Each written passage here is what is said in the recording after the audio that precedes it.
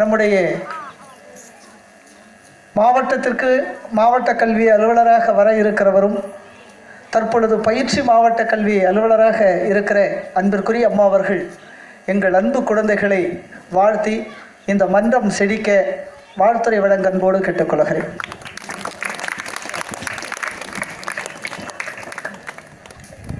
மதிப்பிற்கும் மரியாதைக்கும் உரிய நம்மளுடைய மாவட்ட கல்வி அலுவலர் ஐயா அவர்களுக்கும், செஞ்சிக்கோட்டை தொல்லியல் மன்ற நிறுவனர் திரு லெனின் அவர்களுக்கும், மாவட்ட வணிக சங்க செயலர் திரு கண்ணன் அவர்களுக்கும், நம்முடைய பள்ளி துணை ஆய்வாளர் அவர்களுக்கும், இப்பள்ளியின் தலைமை ஆசிரியர் அவர்களுக்கும், ஆசிரியர் பெருமக்களுக்கும், மாணவ செல்வங்களையாக உங்களுக்கும் என்னுடைய வணக்கங்கள்.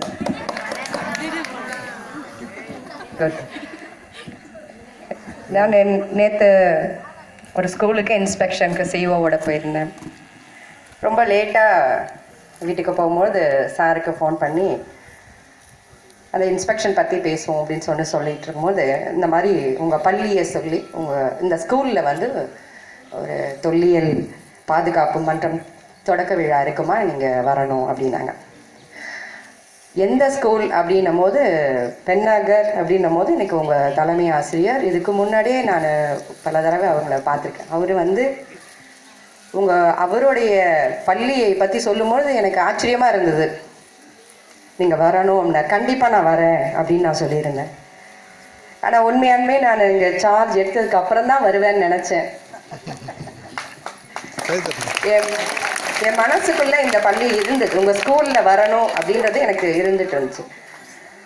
இவங்க சொன்னதும் கண்டிப்பாக நான் வரணுமா அப்படின்னு கேட்டேன். கண்டிப்பாக நீங்கள் வரணும் மேடம் அப்படின்னாரு. சரி, நம்ம இன்னைக்கு போகிறோம். இன்னைக்கு எவ்வளோ பெரிய ரவுண்டு விழுப்புரம் மாவட்டத்தை, கள்ளக்குறிச்சியில் ஒரு வேலை, அதை முடிச்சுட்டு திருவண்ணாமலை பக்கமாக வந்து கண்டிப்பாக இதை பார்த்துருந்துருக்கணும். நான் எனக்கு ரொம்ப சந்தோஷம் இங்கே வந்தது. எவ்வளவு உழைப்பு, எவ்வளவு ஆர்வம், எவ்வளவு மணி நேரங்கள் இதற்காக வந்து நீங்கள் செலவு பண்ணியிருக்கீங்க. இதில் வந்து கண்டிப்பாக நான் வரேன்னா மிஸ் பண்ணியிருப்பேன். இங்கே வந்து இந்த ஐயா அவர்கள் அந்த காயின்ஸ் கலெக்ஷன் எனக்கு ரொம்ப ஆச்சரியங்க. ஒரு சில இடத்துல நான் அதை பார்த்துருந்துருக்கலாம், ஆனால் அந்தளவுக்கு இந்த பழமையான இந்த இதெல்லாம், அதனால தான் நான் கேட்டேன் தொட்டு பார்க்கலாமான்னு. எல்லா எக்ஸிபிஷன்லையும் நாங்கள் தொடர்றதுக்கு அனுமதி கிடையாது. அந்த தொட்டு பார்க்குற அந்த என்ன சொல்கிற அந்த experience was really great. I thank you for that sir. உங்கள் 2 பேருக்குமே நான் அதுக்கு நன்றி சொல்கிறேன். இன்றைக்கி வந்து ஒரு ஸ்பெஷல் டே. இன்றைக்கி நான் வரும்பொழுது என்னுடைய குரூப் ஃப்ரெண்ட்ஸ் எல்லாம் நாங்கள் பேசும்போது இன்றைக்கி ஸ்பெஷல் டே என்னென்னா, இந்த போஸ்ட்டுக்கு இப்போ சார் வந்து சொல்லிகிட்டே இருந்தாங்க, மாவட்ட கல்வி அலுவலர் இந்த போஸ்ட்டுக்கு வர்றதுக்கு சென்ற ஆண்டு இந்த நாளில் எனக்கு இன்டர்வியூ நடந்தது. டிஎன்பிசி சேர்மன் போர்டு நடந்தது இன்டர்வியூ. அதை வந்து நாங்கள் நினைவு கூறுறோம். வரும்பொழுதே வாட்ஸ்அப்பில் இப்படிலாம் இருந்துச்சு, அந்த நினைவுகளை ஷேர் பண்ணிக்கிட்டோம். அதில் ஒரு விஷயம் நான் உங்களுக்கு பதிவு பண்ண விரும்புகிறேன்.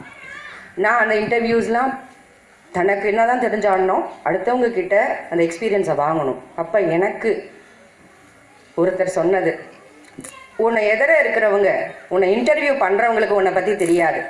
அவங்க ஒரு கேள்வி கேட்டாங்கன்னா நீ உன்னுடைய திறமைகள் அத்தனையும் வெளிப்படும் விதமாக உன்னுடைய பதில் இருக்கணும் அப்படின்றது மட்டும் அவங்க எனக்கு ஹிண்ட் கொடுத்தாங்க. அதை பற்றி நான் சிந்திச்சுட்டு ஒரு மார்க் இன்டர்வியூன்னு ஒன்று அட்டன் பண்ணணும்.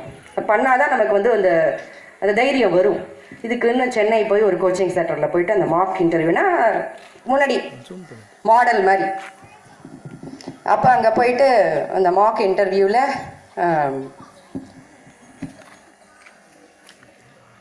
அவங்க என்ன ஒரு கொஸ்டின் கேட்டாங்கன்னா அதை சார்ந்து எல்லா பதிலையும் சொல்லிடுவேன் நான். திருப்பி அவங்களால அந்த அடுத்த கேள்விக்கே போக முடியாது. அப்புறம் நான் சொன்ன பதிலேருந்து தான் அவங்க எடுக்கணும். அதையும் தெரிஞ்சு வச்சுக்கிட்டு தான் எனக்கு என்னெல்லாம் தெரியுமோ அந்த ஃபீல்டில் கொண்டு வந்து அவங்களுக்கு அந்த இறக்கிடணும். அந்த மாதிரி இருக்கும் அந்த இன்டர்வியூ. எதுக்கு நான் இந்த இடத்துல அதை ஞாபகமாக சொல்கிறேன்னா, உங்கள் ஹெட்மாஸ்டர் எனக்கு வந்து ஒரு சில நிமிடங்கள் தான் பேசினாலும் அதே லிஸ்ட் போடுவார். எங்கள் ஸ்கூலில் வந்தீங்கன்னா ஃபர்ஸ்ட்ல நாங்க தான் ஃபர்ஸ்ட் எங்களுக்கு நீங்க தொல்பொருள் நீங்க வந்து பாத்தீங்க அந்த லிஸ்ட் என்னால அப்படியே ஒரு செகண்ட் எனக்கு கேட்டுட்டே இருக்கும், அது அப்படியே போயிட்டே இருக்கும். அப்ப எனக்கு வந்து அந்த இன்டர்வியூ ஞாபகம் தான் வரும். அந்த ஒரு நிமிஷம் கேப்ல உங்க ஸ்கூல், உங்க டீச்சர்ஸ், அவருடைய ஹிஸ்டரியே எனக்கு சொல்லிடுவாரு. அதுதான் என் மனசுல இருந்தது. சரி நம்ம வந்து இந்த பள்ளிய வரணும்ன்ற ஒரு ஆர்வம் எனக்கு இருந்தது. நீங்க சொன்ன அத்தனை விஷயங்களுமே எனக்கு ரொம்பவே பிடிச்சிருந்ததுங்க. அத வந்து மாணவர்கள் மரியாதை செலுத்து, அது ரொம்ப எனக்கு வந்து ஜஸ்ட் இம்ப்ரெஸ்ட். அது கண்டிப்பா எல்லாரும் செய்யணும். பெரியவர்களை வணங்குதல், அதுலதாங்க வணக்கம், பணிவுல தாங்க உயர்வே தொடங்கும். அதை சொல்லிக் கொடுக்கிற உங்களுடைய பள்ளி என்னுடைய வாழ்த்துக்கள்.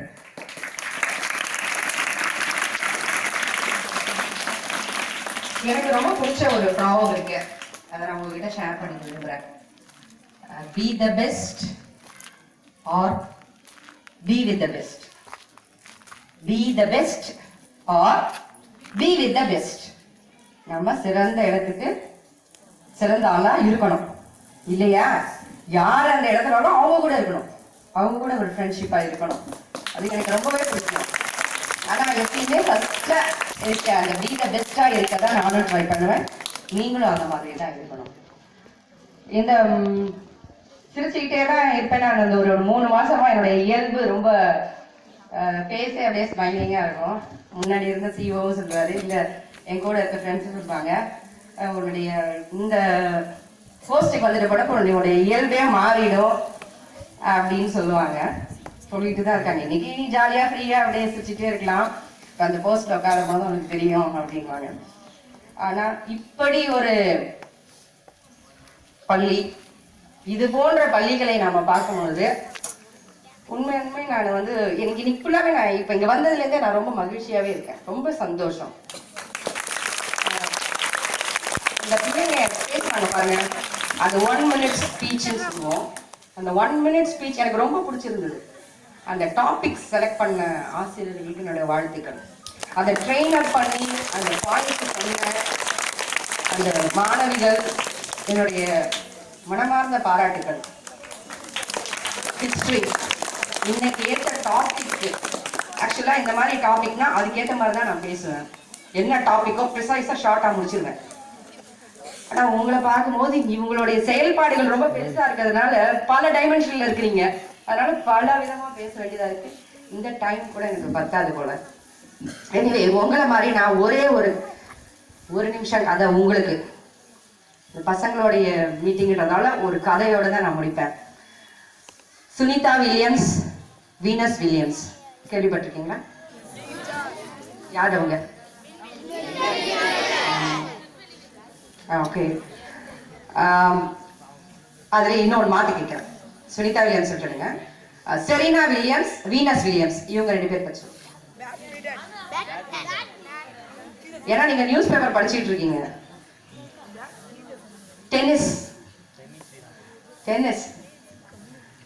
செரீனா அண்ட் வீனஸ், இந்த 2 பேர் தான் அடிக்கடி சொல்லிட்டே இருப்போம். கேள்விப்பட்டிருக்கீங்கல்ல? நீக்ரோ சொல்லிட்டு அவங்களுக்கு கிட்டத்தட்ட 38 ஏஜ் இருக்கும். ஆனா இப்பயும் அவங்க நிறைய பட்டங்கள் வாங்கியிருப்பாங்கன்னு பார்த்துருக்கீங்க. அவங்க பிறக்கிறதுக்கு முன்னாடி அவங்க அப்பா ஒரு நாள்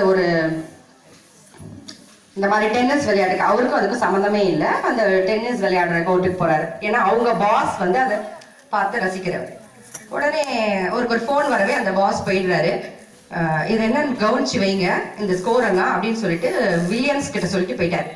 வில்லியம்ஸ்க்கு அது அந்த விளையாட்டே தெரியாது, என்ன அது இதுன்னே தெரியாது டென்னிஸை பத்தி. அவர் பாட்டு பார்த்துட்டு இருந்தாரு, அடிச்சுட்டே இருந்தாங்க. சரி வேலை முடிஞ்சிச்சு, ப்ரைஸ் யாரு கொடுக்குறாங்க அப்படின்னும் போது யாரோ ஒருத்தர் ப்ரைஸ் வாங்குறாரு. பல $1 மில்லியன் இருக்கு. ஐயோ நம்ம தான் தப்பா கேட்டோமோ அப்படின்னு சொல்லிட்டு அடுத்து அவங்க பேப்பரை வாங்கி பாக்குறாரு. அவ்வளோ $1 மில்லியன் அதுக்கு பரிசு. ஏன்னா அது ரொம்ப ஃபேமஸ் கேம். உடனே அவங்க ஒய்ஃப் கிட்ட போய் சொல்றாரு, நாம வந்து பெண் பிள்ளைகள் ஒருத்தர் இல்லை 2 பேரை பெற்றெடுக்கிறோம், அவங்கள நம்ம இந்த மாதிரி டென்னிஸ் வீராங்கனை ஆக்கணும் அப்படின்னாரு. அதே மாதிரி பாருங்க, ஒரு குழந்தை இந்த உலகத்துக்கு வரவே இல்லை, ஆனா அவங்க பெற்றோர் சொல்றாங்க. அதே மாதிரி வீனஸ்ன்றவங்க பிறக்கிறாங்க, 2 வருஷம் சென்று செரீனா பிறக்கிறாங்க. அந்த 2 பிள்ளைங்களுக்கு டென்னிஸ் பால் பிஞ்சு போன பால்லாம் கொடுத்து அவருக்கு தெரியவே தெரியாது. அதில் என்ன விஷயம்னா அவருக்கு என்னன்னே தெரியாது டென்னிஸ். அவர் பார்த்தாரு, அந்த பிள்ளைங்களுக்கும் தெரியாது. என் பிள்ளைங்க வந்து இதில் வந்து இருக்கணும், பெரிய நல்ல வசதியான குடும்பமும் கிடையாது, பயிற்சியாளரும் கிடையாது. அந்த ஒரு எண்ணம் தான். அடிக்கடி நம்ம அப்துல் கலாம் ஐயா சொல்ற மாதிரி நம்மளுடைய எண்ணங்கள் தான் இன்னைக்கு எந்த லெவல்ல இருக்கிறாங்கன்றதுக்கு எடுத்துக்காட்டு. இந்த நேரத்துல இந்த கதையை வந்து நான் மாணவிகளுக்கு மட்டும் சொல்லலை, இங்க இருக்கக்கூடிய ஆசிரியர்களுக்கும் தான் சொல்றேன். எதை ஒரு என்ன சொல்றது, பிறக்கவே இல்லாத ஒரு குழந்தையை குறித்து அவங்க ஸ்டார் ஆவாங்கன்னு நினைச்சு அதை சாதிக்கும் பொழுது நம்ம கையில இருக்க குழந்தைங்களுக்கு என்னென்ன திறமை இருக்குன்னு கண்டிப்பா ஒரு ஆசிரியருக்கு தான் தெரியும். நம்ம வேற எந்த சப்போர்ட்டுமே பண்ண வேணாம். அவங்களுக்கு ஒரு புள்ள வரையுதுன்னா சூப்பரா இருக்கு, நல்லா இருக்கு, வர நல்லா இருக்கு, நாளைக்கு வரைஞ்சிட்டு வா, வெறும் மோட்டிவேஷன் மட்டும்தாங்க வாழ்க்கை. அதை மட்டுமே செஞ்சா வேற ஒன்றும் செய்யணும். தனக்கு வேண்டியதை தன்னாலே எல்லா குழந்தைங்களும் கத்துக்கும். என்னைக்கு அது கட் பண்றோமோ அன்னையோட அது முடிச்சிடும். என்னைக்கு நல்லா இருக்கு அந்த ஒரு வார்த்தையை மட்டும்தான் நம்ம எப்பயுமே ஆசிரியர்களை நாம பயன்படுத்தணும்னு கேட்டுக்கிறேன். மேலும் இந்த வாய்ப்புக்கு நன்றி.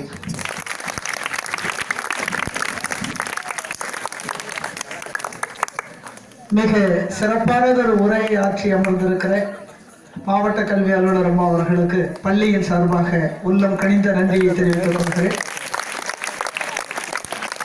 நம்முடைய கல்வி அதிகாரிகள் இருக்கிற இந்த அரங்கத்தில் இன்னொரு செய்தியை சொல்லுகிறேன். நேற்றைய தினம் அதிரடியாக ஒன்றை இந்த குழந்தைகளிடத்திலே நாங்கள் தெரிவித்திருக்கிறோம். அது என்னவென்று சொன்னால், நீதி போதனை வகுப்பில் எதை படிக்க வேண்டும், எதை போதிக்க வேண்டும் என்று எங்களுடைய ஆசிரியர் பெருமக்களுக்கு இன்ஸ்ட்ரக்ஷன் சொல்லியிருக்கேன். அது உயர்நீதிமன்றத்தினுடைய ஆணைக்கிணங்க 6ஆம் வகுப்பிற்கு திருக்குறள் எத்தனை அதிகாரம் படிப்பது, 10ஆம் வகுப்பு மாணவர்கள் வரையில் அவர்கள் எந்த அதிகாரத்தை படிப்பது என்ற அதிகாரத்தை எங்களுடைய தமிழாசிரியரிடத்திலே குறித்து கொடுத்தேன். நேற்றைய தினம் எல்லா குழந்தைகளுக்கும் அதிகாரத்தினுடைய எண்ணை மட்டும் சொல்லி திருக்குறள் புத்தகத்தில் அந்த அதிகாரத்தினுடைய பெயரை தேர்வு செய்து எழுதி வர சொல்லி ஆணையிட்டிருந்தோம். எங்கள் நீதி போதனை வகுப்பு போதிக்கிற ஆசிரியர் பெருமக்கள் அந்த திருக்குறளை நடத்தி அதனுடைய பொருள் உணர மாணவர்களுக்கு சொல்ல வேண்டும் என்று நாங்கள் முடிவு செய்திருக்கிறோம். அதை விட இன்னொரு முடிவை செய்திருக்கிறோம். சிறந்த செய்திகளை எல்லாம் தொகுத்து நீதி போதனைக்காக ஒரு புத்தகத்தை நாமே போட்டு இணையக்குடரை வரவழைத்து அவர் கரங்களால் இந்த குழந்தைகள் அத்தனை பேருக்கும் ஒரு நீதி போதனைக்கான பாட திட்டத்தை கொடுப்பது என்று நாங்கள் தீர்மானிக்கிறோம். அதுல சிலபஸை கூட நான் எழுதிட்டேன். முதல்ல அம்மா, அதுக்கடுத்து தந்தை, ஆசான், ஒழுக்கம், கல்வி, புத்தகம், தலை சிறந்த மனிதர்களை பற்றிய சுருக்கமான வரலாறு, இப்படி ஒரு 15 தலைப்பை குறிப்பிட்டு ஒரு 5 தலைப்பிற்கு நாங்கள் செய்திகளை கூட சுருக்கமாக தொகுத்து வைத்திருக்கிறோம். 250 குழந்தைகளுக்கும் அந்த புத்தகத்தை நம்முடைய நரேஷையா அவர்களுடைய கரங்களால் வந்து கொடுக்க வைக்கணும். அதை வந்து பிரிண்ட் போட்டு நாங்கள் யாராவது ஒரு ஸ்பான்சர் பிடிச்சி அவங்களை அந்த புத்தகத்தை தயார் பண்ணி கொடுக்க சொல்லலாமான்னு யோசிச்சுக்கிட்டு இருக்கிறோம். செய்திகளை இப்போ நாங்கள் கலெக்ட் பண்ணிக்கிட்டு இருக்கிறோம். அடுத்த முறை நீங்கள் ஆய்வுக்கு வந்தால் எங்கள் குழந்தைகளிடத்திலே நீதி போதனைக்காக ஒரு நோட் இருக்கும். அந்த நீதி போதனையில் அவர்கள் எதையெல்லாம் தெரிந்து கொண்டார்களோ அந்த செய்தி இருக்கும். நான் கணிதாசிரியராக பணியாற்றிய காலத்தில் நான் நீதி போதனை வகுப்புக்கு போறேன்னா அந்த வகுப்புல நீதி போதனை தான் பேசுவேன். பேசிட்டு நான் என்ன செய்திகளை எல்லாம் சொன்னனோ மறுநாள் நான் 147 பேருக்கு உட்காந்து ஒரு கிளாஸ்ல பாடம் நடத்தினேன். இன்னைக்கு ஒரு பள்ளிக்கூடத்தினுடைய ஸ்ட்ரென்த்தே அவ்வளவுதான். அந்த 147 பேரும் 147 ஆங்கிள் நான் சொன்ன கருத்துக்களை மறுநாள் எழுதி வச்சு எங்கிட்ட கையெழுத்து வாங்குவான். நான் பார்த்தேன்னா பிரமிப்பா இருக்கும். அவன் சொந்த நடையில வித்தியாசமான ஆங்கிள் கருத்து மட்டும் ஒன்னா இருக்கும், எழுத்தினுடைய நடை மட்டும் மாறி இருக்கும். அப்படி வந்த மாணவர்கள் தான் இன்னைக்கு நம்முடைய கல்வி அதிகாரிகள் மத்தியில் சொல்றேன், 494 மதிப்பெண் இந்த பள்ளிக்கூடத்திலே படித்து பெற்ற மாணவன் முருகன் மத்திய அரசனுடைய பணிக்கு போயிட்டான். நான் இந்த பள்ளிக்கூடத்தில் இருக்கும்போதே மத்திய அரசாங்கம் வேலை கொடுத்தேன். இது அறிவாளிகளுக்கு கிடைக்கிற சாதனை. இப்படி ஒவ்வொரு நாளும் நான் பைக்கில் ஏறி உட்காரும் போதே பிரேயர்ல பேசும்போது இன்னைக்கு ஏதாவது ஒரு புதிய திட்டம் அறிவிப்பாரு தலைமை ஆசிரியர், எங்க ஆசிரியர் பெருமக்கள் எல்லாம் பேசிக்கிட்டு இருப்பாங்க. நான் பைக்கில் வரும்போது சிந்திச்சுக்கிட்டே இங்க அந்த எனக்கு கிடைக்கிற 3 நிமிட மணித்துளிகளில் ஒரு புதிய திட்டம் அறிவிக்கப்படும். ஒவ்வொரு நாளும் ஒரு புதிய செய்தி இருக்கும். அப்படிதான் எங்க பள்ளிக்கூடத்தை கொண்டுகிட்டு போறோம். காலம் கடந்து கொண்டே இருக்கிற காரணத்தால் நம்முடைய மாவட்ட கல்வி அலுவலர் ஐயா அவர்களை நிறைவுரையாற்றி நம் குழந்தைகளை வாழ்த்த மன்றம் செழிக்க அவருடைய உரை இருக்க வேண்டும் என்று கேட்டு அன்போடு உரையாற்ற அழைக்கிறேன்.